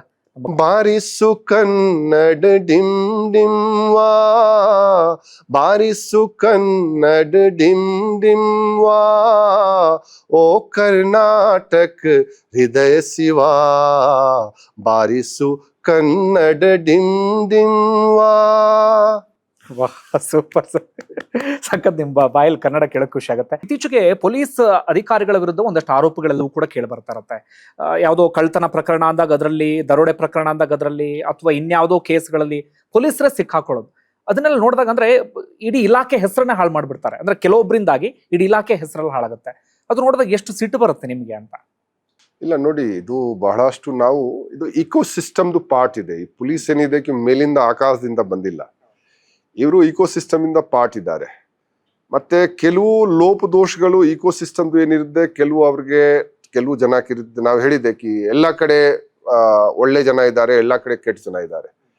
ಆದ್ರೆ ಈಗ ಸ್ವಲ್ಪ ಈ ಟೈಪ್ ಜನದ ಸಂಖ್ಯೆ ಜಾಸ್ತಿ ಆಗ್ತಾ ಇದೆ ಒಂದು, ಅನ್ಫಾರ್ಚುನೇಟ್ಲಿ. ಸೊ ಅದು ಬೇಜಾರಾಗತ್ತೆ, ಡೆಫಿನೆಟ್ಲಿ ಇವರ ಸಲುವಾಗಿ ಆಗತ್ತೆ. ಆದ್ರೆ ನಮ್ಮ ಪ್ರಕಾರ ಬೇಜಾರಾಗೋಕ್ಕಿಂತ ನಾವು ಯಾವ ರೀತಿ ಅದಕ್ಕೆ ಕಡಿಮಾನ ಹಾಕಬೇಕು ಆ ನಿಟ್ಟಿನಲ್ಲಿ ನಮ್ಮ ಪ್ರಕಾರ ಯೋಚನೆ ಮಾಡಬೇಕು. ನಾನು ಟ್ರೈನಿಂಗ್ ಇದ್ದಾಗ ಇದರ ಬಗ್ಗೆ ಬಹಳ ಯೋಚನೆ ಮಾಡ್ತಾ ಇದ್ದೆ. ಮತ್ತೆ ನಾವು ಲೈವ್ ಕೆಲವು ವಿಡಿಯೋಗಳು ತೋರಿಸ್ತಾ ಇದ್ದೆ ನಮ್ಮ ಅಧಿಕಾರಿಗಳು ಏನು ಅಕ್ರಮ ಮಾಡಿದ್ದಾರೆ ಅಥವಾ ಇಲ್ಲಿ ಜನರ ಜೊತೆಗೆ ದುರ್ವರ್ತನೆ ಮಾಡಿದ್ದಾರೆ. ಆ ವಿಡಿಯೋಗಳು ನಾವು ಲೈವ್ ನಮ್ಮ ಟ್ರೈನಿಂಗ್ಗೆ ತೋರಿಸ್ತಿದ್ವಿ. ಮತ್ತೆ ಅವ್ರದ್ದು ಅಭಿಪ್ರಾಯ ಏನಿದೆ, ಅವ್ರದ್ದು ಅನಿಸಿಕೆ ಏನಿದೆ, ಅವರು ಇದು ಇದ್ರೆ ಅವರು ಏನು ಇದು ಮಾಡ್ತಿದ್ರು, ಇದು ನಾವು ಕೇಳ್ತಾ ಇದ್ದಕ್ಕೆ ಟ್ರೈನಿಂಗ್ ನಮ್ಮ ಪ್ರಕಾರ ಬಹಳ ಇಂಪಾರ್ಟೆಂಟ್ ಇದೆ. ತಲೆಯಲ್ಲಿ ನಿಮ್ ತುಂಬಾ ಪ್ಲಾನ್ಗಳಿದ್ದಾವೆ. ಈಗ ಹನಿಮೂನ್ ಪೀರಿಯಡ್ ಇಂದ ದಾಟಿ ಮುಂದಿನ ಹೆಜ್ಜೆ ಹೋಗ್ತಿದ್ದೀರಿ. ಇನ್ನಷ್ಟು ಒಳ್ಳೇದಾಗಿ ಈ ಕಾರಾಗೃಹ ಇಲಾಖೆ ಕಂಪ್ಲೀಟ್ ಸುಧಾರಣೆ ಆಗ್ಲಿ ಅಂತ ಬಯಸ್ತೀವಿ. ಜನ ಕಾರಾಗೃಹ ಅನ್ನೋ ಬದಲಾಗಿ ಆ ಸುಧಾರಣಾ ಸೇವೆ ಅನ್ನೋದನ್ನೇ ಜಾಸ್ತಿ ಮಾತಾಡೋಕೆ ಶುರು ಮಾಡ್ಲಿ ಅಂತ ಬಯಸ್ತೀನಿ. Thank you sir. ಮುಂದುಗಡೆ ಇಲ್ಲಿವರೆಗೆ ನಮ್ಮ ಜೊತೆಗೆ ದಕ್ಷ ಪ್ರಾಮಾಣಿಕ ಅಧಿಕಾರಿಯಾಗಿರುವಂತಹ ಅಲೋಕ್ ಕುಮಾರ್ ಅವರಿದ್ರು. ಅವರ ಸಂದರ್ಶನ ಮಾಡಿದಂತ ಪ್ರಮುಖ ಉದ್ದೇಶ ಅಷ್ಟೇ, ನಾವು ಪೊಲೀಸ್ ಅಧಿಕಾರಿಗಳು ಅಂದಾಗ ಬೇರೆ ಬೇರೆ ಒಂದಷ್ಟು ಮಾತುಗಳನ್ನು ಹೇಳ್ತಿರ್ತೀವಿ. ಆದ್ರೆ ಅದರ ನಡುವೆ ಒಂದಷ್ಟು ಪ್ರಾಮಾಣಿಕ ಅಧಿಕಾರಿಗಳು ಅಂದಾಗ ನಮಗೆ ಮೊದಲು ನೆನಪಾಗುವಂತ ಹೆಸರು ಅಲೋಕ್ ಕುಮಾರ್ ಅವರು. ಇಲ್ಲಿಗೆ ವಿಡಿಯೋನ ಮುಗಿಸ್ತಾ ಇದ್ದೀನಿ. ಮುಂದಿನ ವಿಡಿಯೋದಲ್ಲಿ ಮತ್ತಷ್ಟು ಬೇಗ ಸಿಗ್ತೇನೆ. ಧನ್ಯವಾದ. ವಿಡಿಯೋ ನೋಡಿದ್ದಕ್ಕೆ.